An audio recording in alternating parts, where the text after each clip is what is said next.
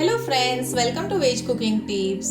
આજે આપણે કાજુ corn કરીની recipe જોઈશું, જે એકદમ ફ્રેશ કોર્નમાંથી સ્વીટ, સ્પાઇસી અને ક્રીમી ટેસ્ટની તૈયાર થશે.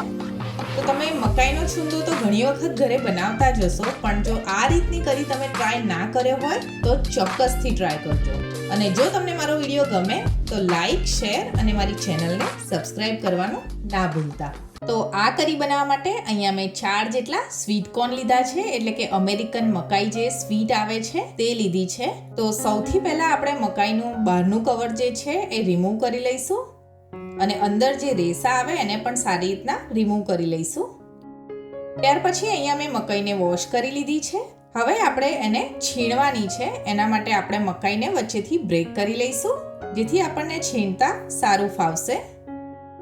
અહીંયા આપણે મકાઈને ચારે તરફ ગોળ ફેરવીને સારી રીતે છીણી લેવાની છે. તો અહીંયા મેં બધી જ મકાઈ 1 બાય 1 છીણી લીધી છે અને 1 પ્લેટ જેટલો પલ્પ રેડી થઈ ગયો છે. હવે આપણે વઘારમાં એડ કરવા માટે આદુ મરચાંને ઝીણા ચોપ કરી લઈશું. તો અહીંયા એક નાના ચોપરમાં સ્વાદ અનુસાર લીલા મરચાં અને એક નાનો ટુકડો આદુ લઈશું અને તેને ચોપ કરી લઈશું.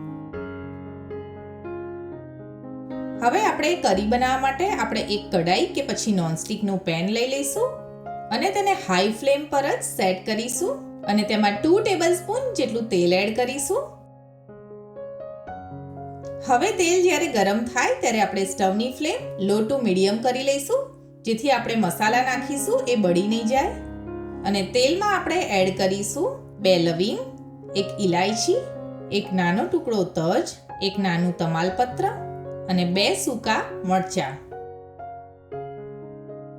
આ મસાલા તેલમાં રોસ્ટ થઈ જાય અને લવિંગ થોડું ફૂલી જાય ત્યાર પછી આપણે તેમાં 1/3 કપ જેટલા કાજુ એડ કરીશું અને તેને લો ટુ મીડિયમ ફ્લેમ પર જ સારી રીતે હલાવીને રોસ્ટ કરી લઈશું.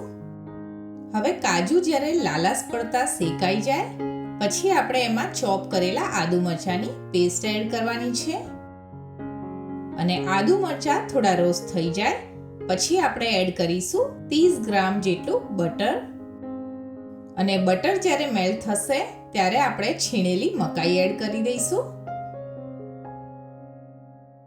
હવે તેમાં આપણે સ્વાદ અનુસાર સોલ્ટ અને સુગર એડ કરીશું.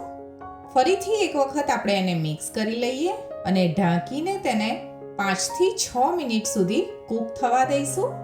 અહીંયા આપણા કોર્ન ઓલરેડી છીણેલા છે એટલે કૂક થતાં તેને વધારે ટાઈમ નહીં લાગે. હવે તેમાં થોડુંક ઓઇલ છૂટું પડે ત્યારે તેમાં એડ કરવાનું છે 1 થી 1.5 કપ જેટલું દૂધ અને એક વખત તેને મિક્સ કરી લઈએ અને સ્ટવની ફ્લેમ થોડીવાર માટે આપણે હાઈ કરીને ઢાંકીને તેને કૂક થઈ જવા દઈશું. અને આ કરી કૂક થાય ત્યાં સુધી આપણે પનીરના ક્યુબ બનાવી લઈએ.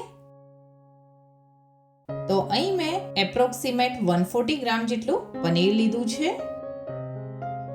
હવે આપણે પનીરને કરીમાં એડ કરીશું અને મિક્સ કરી લઈશું. હવે તેમાં દૂધનું પ્રમાણ ઓછું લાગે ત્યારે આપણે સ્ટવની ફ્લેમ લો ટુ મીડિયમ કરી દઈશું અને કૂક થવા દઈશું.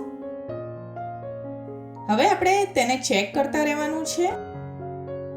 કરી રેડી થઈ જવા આવશે એટલે તેમાં થોડુંક તેલ છૂટું પડશે એવું લાગશે. તો અહીંયા આપણી કરી રેડી થઈ ગઈ છે.